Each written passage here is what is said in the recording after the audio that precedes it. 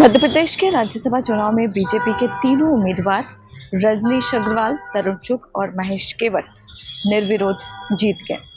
आपको बता दें कि कांग्रेस प्रत्याशी मीनाक्षी नटराजन का नामांकन रद्द होने के चलते मतदान की नौबत ही नहीं आई। मीनाक्षी नटराजन को चुनाव आयोग और सुप्रीम कोर्ट की तरफ से फिलहाल कोई राहत नहीं मिली है। हालांकि सुप्रीम कोर्ट इस मामले में सुनवाई अब शुक्रवार को करेगा। निर्विरोध जीत के बाद रजनीश अग्रवाल, बीजेपी के राष्ट्रीय महासचिव तरुण चुग और महेश केवट जीत का सर्टिफिकेट लेने के लिए विधानसभा पहुंचे। दूसरी ओर राजस्थान की बात करें तो राजस्थान राज्यसभा चुनाव में बीजेपी से सतीश पुनिया, अलका गुर्जर और कांग्रेस से नीरज डांगे ने जीत हासिल की है। वहीं दूसरी ओर नाम वापसी का समय पूरा होने के बाद इनका निर्वाचन हुआ। अब बात करते हैं मीनाक्षी नटराजन की। तो दरअसल मीनाक्षी नटराजन के मामले में सुप्रीम कोर्ट उनके नॉमिनेशन पेपर खारिज किए जाने के खिलाफ उनकी याचिका पर सुनवाई कल करेगा, शुक्रवार को करेगा। जस्टिस प्रशांत कुमार मिश्रा और अतुल एस चंदूरकर की बेंच ने यह पूछा है कि जारी चुनावी प्रक्रिया के बीच यह याचिका कैसे स्वीकार की जा सकती है।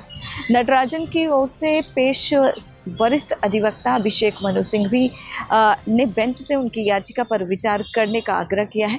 उन्होंने कहा कि रिटर्निंग ऑफिसर ने रिप्रेजेंटेशन ऑफ पीपल्स एक्ट के तहत एक आपराधिक मामले की जानकारी न देने का हवाला देते हुए गलत तरीके से नॉमिनेशन पेपर खारिज कर दिया है। दरअसल रिटर्निंग ऑफिसर के आदेश में ये भी कहा गया है कि उपलब्ध दस्तावेजों की जांच के बाद ये पता चलता है कि नटराजन ने अधूरा हलफनामा जमा किया था। इतना ही नहीं, नॉमिनेशन के साथ ही जमा किए गए फॉर्म 26 में कोर्ट की एक शिकायत का जिक्र भी नहीं किया गया था।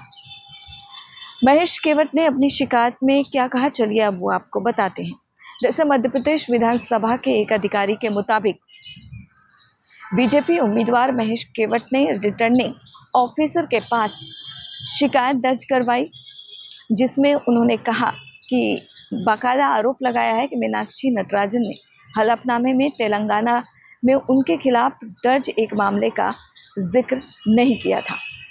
इस पर अभिषेक मनु सिंघवी ने तर्क दिया है कि उम्मीदवार को केवल उस आपराधिक मामले की जानकारी देनी होती है जिसमें कम से कम 2 साल की सज़ा का प्रावधान हो, जबकि इस मामले में केवल सम्मन जारी किए गए थे। यानी कि मध्य प्रदेश में तीनों ही बीजेपी के कैंडिडेट निर्विरोध राज्यसभा की जो चुनाव थी वो जीत गए हैं। दिल्ली से इंडिया पोस्ट न्यूज़ के लिए ममता चतुर्वेदी।